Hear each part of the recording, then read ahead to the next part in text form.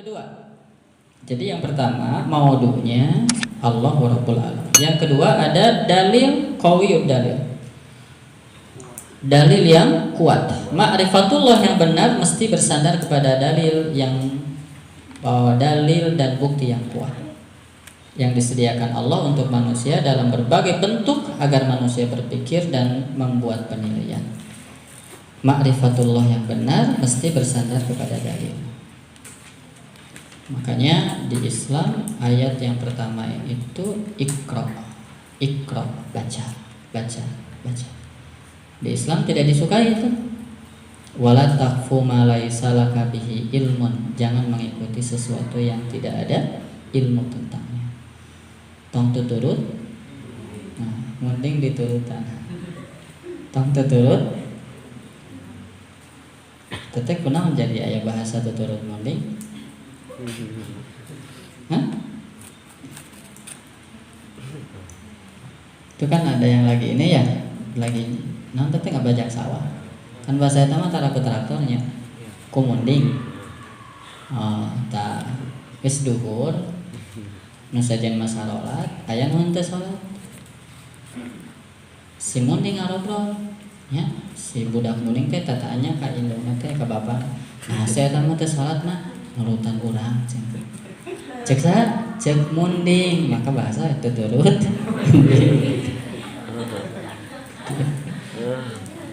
Baik. Dah ya. Bukti yang kuat, dan untuk bukti-bukti yang sifatnya kauni Allah siapkan gitu. Allah siapkan yang bersifat nakli dengan adanya Al-Quran, dengan hadirnya Rasul. Allah siapkan yang bersifat akli. Allah bentangkan ke alam yang luas ini. Makanya banyak fenomena alam yang disebut di Al-Quran, lalu diakhiri pertanyaan, afala tatafakkarun, afala ta'qilun, afala tasma'un. Apakah kamu tidak mendengar? Apakah kamu tidak berpikir? Apakah kamu tidak berakal? Kira-kira kalau kita salah gitu ya, terus sama teman, "Ari kamu punya otak teu?" Ngambek mah. Kalau kita salah, terus kata teman teh, "Ari kamu punya otak enggak?" gitu. Kita ngambek mah. Halo, marah enggak? Sakit hati enggak? Tapi kok Allah disebut afala taqilun nyengir wae. Ya. Padahal kita disebut oleh teman afala taqilun. Saat lamun ke teman afala taqilun kita marah kan gitu. Tapi dipanggil oleh Allah afala taqilun, afala tatafakkarun. Apakah kamu tidak berpikir? Semua pertanyaan itu membawa kita pada satu pandangan yang jelas betapa alam semesta milik Allah dan kekuasaan Allah. Lalu kita disuruh untuk bertafakur. Karena semuanya akan menunjukkan keberadaan Allah Subhanahu wa taala. Ini yang disebut dengan kuwatud dalil. Sahabat sekalian, kuwatud dalil ini kan ada dalil nakli, ada dalil akli, ada dalil fitri. Kalau dalil nakli kayak ini, kul ayu syai'in akbaru syahadatan qulillah. Berikutnya, inna fi khalqis samawati wal ardi wa ikhtilafil laili wan nahar la ayatin liulil albab. Nah, berikutnya ini kita pernah diingatkan sebelum kita dilahirkan, alastu bi rabbikum qalu bala syahidna. Kenapa sama Allah diingatkan lagi? Karena kita suka lupa. Kita ini sudah diambil janji kita ini, alastu bi rabbikum qalu bala syahidna, tapi kemudian Allah turunkan Rasul. Allah sebut di dalam Al-Qur'an. Kenapa? Manusia suka lupa. Ada nggak yang ingat ketika usia 2 tahun apa yang kita lakukan? Ada nggak yang ingat ketika usia 2 tahun? Ada nggak yang ingat ketika usia 1 tahun? Ada nggak yang ingat ketika ada di alam rahim? Makanya Allah ingatkan kembali di Al-Quran. Alastu bi rabbikum. Sehingga nanti tidak ada alasan pada hari kiamat, inna kunna an hadza ghafilin. Kami orang-orang yang lalai terhadap masalah keesaan ini. Jadi sahabat sekalian, Quran diturunkan, Rasul diutus. Biar apa? Tidak ada alasan. Kenapa kamu tidak kenal Allah? Ini listriknya ada nggak? Hidup nggak listriknya? Aliran? Enggak.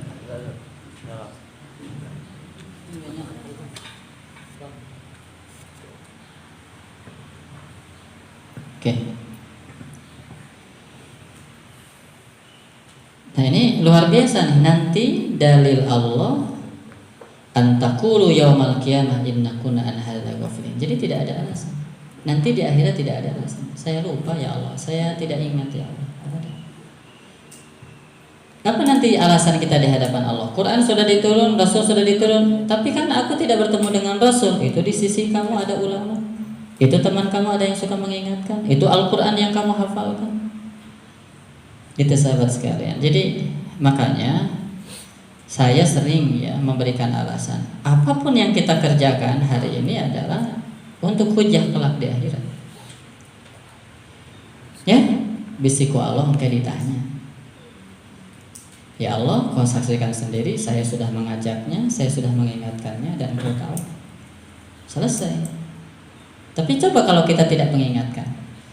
Kamu kenapa tidak hafal Quran? Ya Allah, kau yang menyaksikan, aku menghafal Quran. Terus dihafal-hafal sampai bertahun-tahun, tapi tidak hafal. Kau saksikan itu. Ya, kenapa kamu tidak menghafal Quran? Dah hese, sudah berusaha belum? Kan begitu. Tapi ketika kenapa kamu tidak hafal Quran? Ya Allah, bukankah hafal Quran itu karunia Engkau? Kau saksikan bagaimana kesungguh-sungguhan aku. Aku duduk dengan Quran. Setelah itu lalu aku baca 5 menit Bismika Allahumma ahya wa bangun lagi baca lagi. Begitu. Kau tahu ya Allah. Nah, jadi sahabat sekalian, kadang-kadang saya suka menyederhanakannya gitu. Urusan hidayah, urusan hasil bukan urusan saya, urusan Allah. Semuanya sudah ada patokannya kok. Semuanya sudah ada bagiannya kok. Makanya sahabat sekalian nggak usah sok-sokan. Kalau kita ada kesuksesan, kalau kita ada kepintaran bukan milik kita. Tirulah Nabi Sulaiman. Hadza min fadli rabbi liyabluwani aashkuru am akfur. Ini karunia Allah. Ya, jangan meniru Qarun ketika dia di puncak kesuksesannya. Ini adalah karena ilmu yang aku miliki, karena kepintaran yang aku miliki. Bagi Allah gampang akhirnya dimasukkan, ditelan sama bumi. Makanya ayana sok aya istilah neangan harta karun kalau hur kahandap. Kalau kahandap da karun dilalapkeun kan gitu. Ke mana? Ke bulan yang harta karun kan gitu. Kehandap.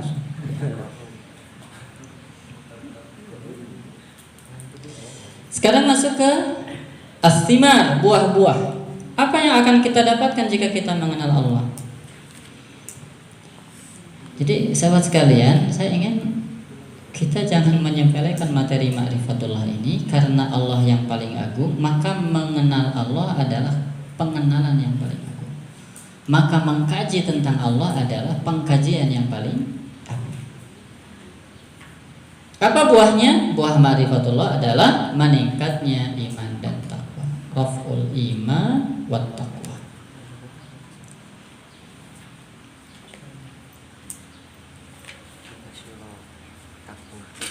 Nah, kalau kita kenal Allah tapi jauh dari iman dan jauh dari takwa, berarti bukan itu yang sesungguhnya. Banyak orang yang hafal Quran, tapi hafalannya tidak menjadikan dia semakin takut. Banyak orang yang kemudian menguasai hadis, tapi penguasaannya tidak menjadikan dia takut. Banyak orang yang kemudian luar biasa membahas tentang kajian-kajian akhlak dan fikih, tetapi kajiannya tidak membuat dia jadi takut dengan Allah.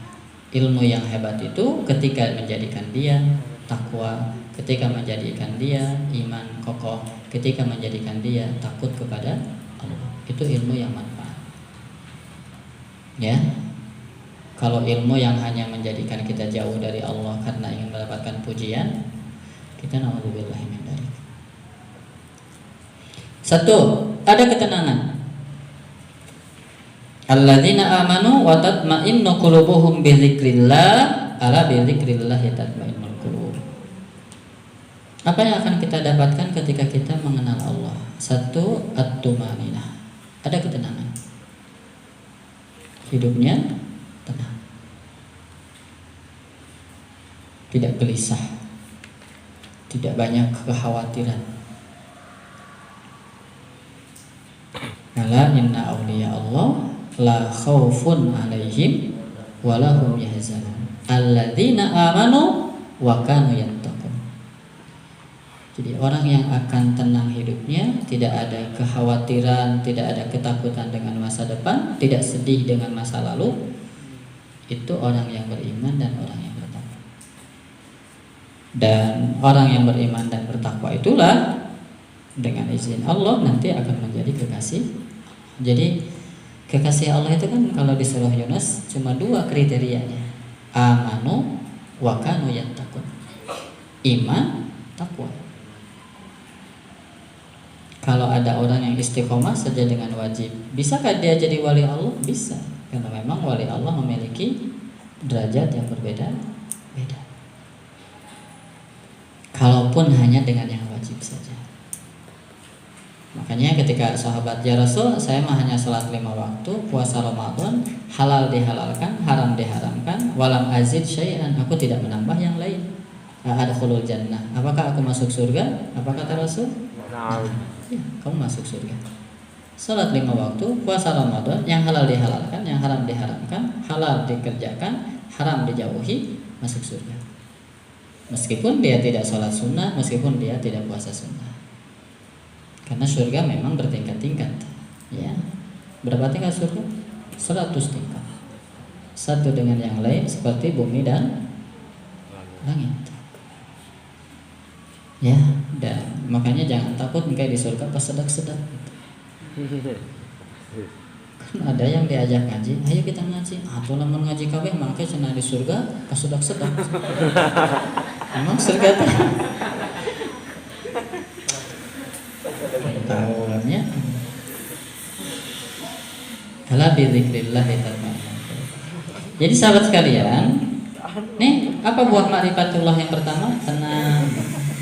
Tenang. Pernah gelisah? Memang manusia diciptakannya kan begitunya, berkeluh kesah. Innal insana khuliqa halu'a idza masyahu syarru gitu manusia. Fitrahnya begitu, tetapi ketika dibimbing, dibersihkan, maka apapun yang terjadi dia tenang dengan keadaan, tidak takut dengan masa depan. Aduh gimana ya kalau bapak saya tidak ada, aduh gimana ya, enggak, karena dia lebih percaya dengan Allah daripada dengan kekuatan dirinya, kekuatan ayahnya, kekuatan temannya. Toh ayah teman juga termasuk dirinya dari Allah Subhanahu wa ta'ala. Tapi sahabat sekalian, gak bisa dipaksakan. Keyakinan ini karunia Allah ketika kita tahu Allah dan Allah memberikan ketenangan. Kalau kitanya senang zikir kepada Allah. Ala bi dzikrillahi tatma'innul qulub. Ya. Ada doa Rasulullah, Allahumma inni as'aluka nafsan mutmainnatan. Ya Allah, aku memohon kepada Engkau jiwa yang tenang. Tu'minu biliqa'ika, jiwa yang yakin akan bertemu dengan Engkau. Wa tarda biqada'ika, jiwa yang ridho dengan ketentuan Engkau. Ridho itu jadi jalan bunga? Halo? Jika nanti ridho. Ridho jadi jalan bunga? Ridho nih jadi presiden? Atau minat? Mantap kan? Presiden hafal Quran, menguasai ilmu tata negara, dan dia takut dengan Allah Subhanahu wa ta'ala. Luar biasa. Mudah-mudahan hadir kembali Al-Fatih ya. Kayak nominat tadi dia. Awal dehnya. Amin amin amin. Kedua, ada keamanan, al-amnu. Saya masukkan dengan al-hurriyah. Alladzina amanu wa lam yalbisu imanahum bidzulmin ulaika lahumul amnu wa hum muhtadun. Orang-orang yang beriman dan dia tidak walam yalbisu imanahum, tidak mencampur adukan keimanannya bizulmin dengan kezaliman. Makna kezaliman di sini adalah syirik. La tusyrik billah inna syirka la zulmun. Orang yang beriman kepada Allah dan dia betul-betul murni la ilaha, dibabad habis semuanya. Saya tidak percaya tuh dengan naon teh. Saya tidak percaya dengan keris, saya tidak percaya dengan jimat, saya tidak percaya dengan mantra, saya tidak percaya. Orang dibabad habis. Illallah, kecuali saya hanya percaya kepada Allah. Nah, kalau orang seperti itu, maka Allah katakan lahumul amn, dia akan mendapatkan keamanan, wahum muhtadun, dan dia termasuk orang-orang yang mendapat petunjuk. 3, ada keberkahan, al-barakat. Walau anna ahlal qura amanu wattaqau lafatahna alaihim barakat. Seandainya penduduk satu negeri beriman, penduduk negeri-negeri itu amanu, mereka beriman, wattaqau, mereka bertakwa, lafatahna alaihim barakat, niscaya kami bukakan kepada mereka barakatin, keberkahan-keberkahan. Jadi bukan hanya satu keberkahan. Syaratnya amanu wattaqau. Syaratnya amanu wattaqau. Nah, ini sahabat sekalian, tetapi kata Allah walakin kadzabu, kebanyakan mereka mendustakan. Ingin hidup berkah, maka kuncinya amanu wattaqau. Berkahnya apa? Bertambahnya kebaikan.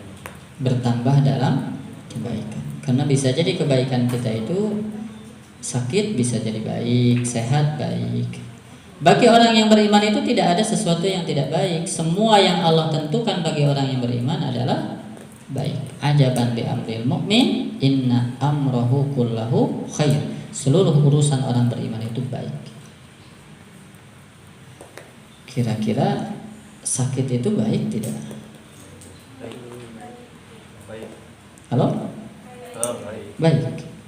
Senang kalau sakit. Nah, Senang ya. Apalagi besok mau dites, sakit, alhamdulillah.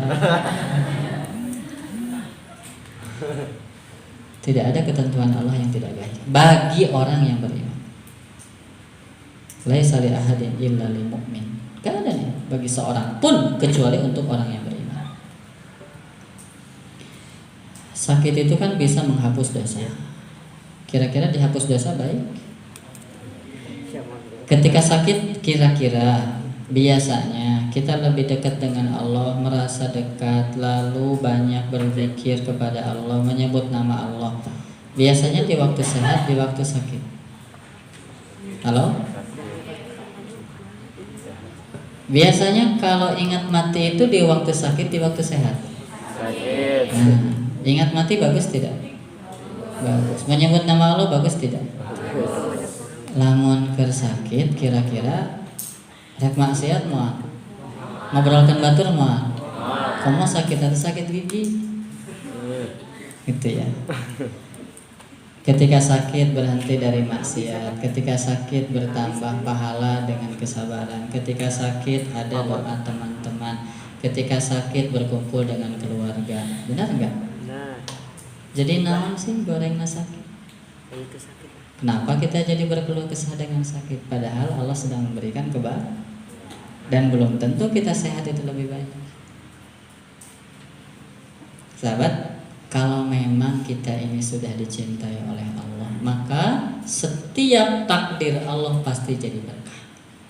Kalau memang kita sudah dicintai Allah. Karena Allah tidak mungkin membiarkan kekasihnya. Makanya ada kekasihnya yang dijaga dengan kekayaan. Ada. Dia banyak bersedekah, tidak habis-habis tuh. Semakin banyak bersedekah, semakin berkembang perusahaannya. Ketika didatangi, kenapa engkau bersedekah seakan-akan tidak takut miskin? Ya, saya ingin belajar dari engkau. Sepertinya engkau orang juhud, gitu. Orang yang tidak mencintai dunia. Apa kata dia? Kamu salah. Aku ini orang yang sangat mencintai duniaku. Aku tidak mau duniaku itu menjadi milik orang lain.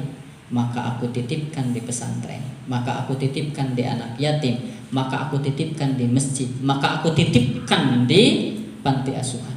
Karena kelak di akhirat aku tidak ingin harta dunia ini jadi milik orang lain. Uangnya di sini 1 juta dikasih karena kenceleng. Kira-kira lamun 100.000 sama 20.000 mana nu kana kenceleng? 130 mana nu asup kana kenceleng? 130 aya 100 aya 20 aya 10 mana nu kana kenceleng? 120 135.000 120 10 5.000 mana kana kenceleng? Halo? 5.000 137.000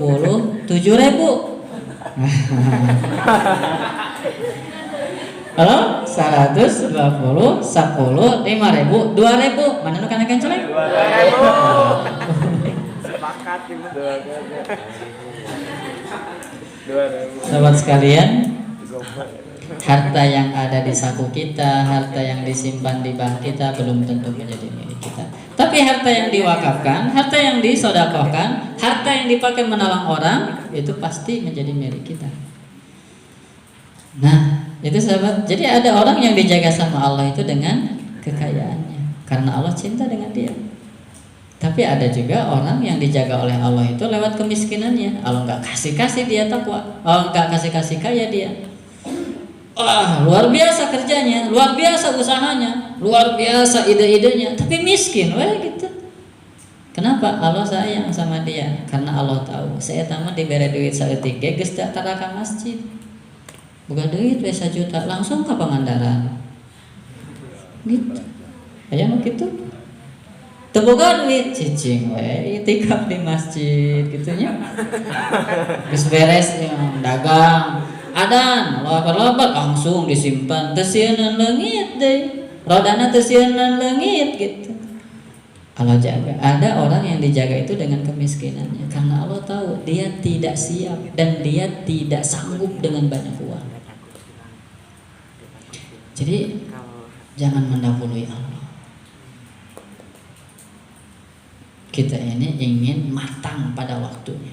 Jadi antum nggak usah memaksakan diri. Saya pengen hafal 10 hari. Di 10 hari, innalillahi wa inna ilaihi raji'un gitu. Sudah aja, matang saja. Yang penting jalani usaha yang maksimal. Karena Allah tahu. Ada orang yang dijaga dengan sehatnya. Ada orang, sehat mah jarang kering dah. Tapi luar biasa aktivitasnya. Hampir semua tetangganya dibantu sama dia. Tara kering. Sampai dia bilang, "Pak, kenapa jarang sakit?" Wah, mah juga nggak ada waktu sakit sana. Ya, saking sibuknya gitu. Allah tahu, ambil saja sedikit dari sakitnya, sedikit dari sehatnya. Dia nggak sabar. Tapi Allah sudah sayang sama dia, maka saya tambah jarang kering. Tapi ketika sehat, dia banyak beramal soleh, gitu. Allah tahu dia bukan tipe sabar. Tapi ada juga orang yang dijaga oleh Allah teh sakit, bere gering we eta mah da teu kaog cager, tara aya di masjid, tara aya di majelis taklim. Gitu. Teu kaog cager. We gitu. Gitu. Allah sudah sayang sama dia, Allah jaga. Akhirnya teu dibere gering, teu dibere sakit apa? Teu dibere sehat. Nah, sahabat sekalian, bagi orang yang beriman mah sakit, sehat, kaya, miskin semuanya akan berimbas jadi kendaraan kita ke surga teh kan ada yang kendaraan syukur, ada yang kendaraan sabar. Ya, ngan urang mah sok hayang urang-urangnya saya gitu ya. Hayang teh juga Nabi Sulaiman we gitu. Beunghar naon deui raja pinter gitu. Benar enggak? Pengen gitu enggak? Atau pengen seperti Nabi Ayub? Halo? Kan enggak gitu. Tapi Allah yang lebih tahu di mana Allah menempatkan kita. Ya, baik. Kan biarkan ya masalah itu. Yang penting mah ada